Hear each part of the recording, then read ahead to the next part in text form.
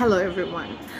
আমি একটা জিনিস নোটিস করছি যে ফেসবুকে মানুষজন হচ্ছে কুল সাজার জন্য তারা নিজেদেরকে উইন্টার লাভার দাবি করে আর স্ট্যাটাস দেয় সামার লাভারদের এগেনস্টে, যে সামার লাভারদের পাইলে তারা হচ্ছে এটা করবে, তারা ছাদের মধ্যে বসায় রাখবে, তারা হচ্ছে সান সানবার্ন করাবে, এইটা সেটা অনেক কিছু হুমকি দেয়।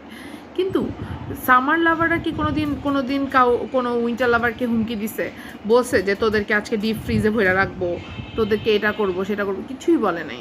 কিন্তু সামার লাভারদের প্রতি এত হেট্রেট কেন? আমি এটা জানতে চাই। আমি সামার লাভারদের বিহাফে মানে একটা কথা বলতে চাই যে তোমরা যারা উইন্টার লাভার তারা কেন তাদের কেন ফেভারিট ফ্রুট হয় ম্যাঙ্গো?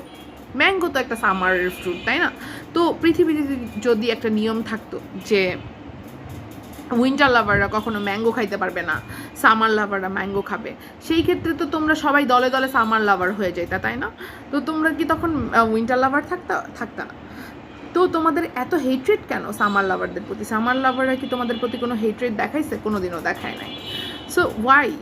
আর সামার লাভাররা হচ্ছে অনেক শান্তশিষ্ট, তারা গরমের দিনে বিভিন্ন অ্যাক্টিভিটিস করতে পছন্দ করে। কিন্তু উইন্টার লাভাররা উইন্টারের দিনে কি করে? তারা গোসল করে না। আর উইন্টার লাভারদের ফেভারিট হওয়া উচিত মূলা, কারণ তারা হচ্ছে ওই শীতকালের সবজি হিসাবে তারা ওই মূলাটাই ফেভারিট হওয়া উচিত, তাই না? কিন্তু ওয়াই ডু ইউ গাইজ আর মূলা হেটার? তোমাদেরকে বলা উচিত না তোমরা মূলা লাভার?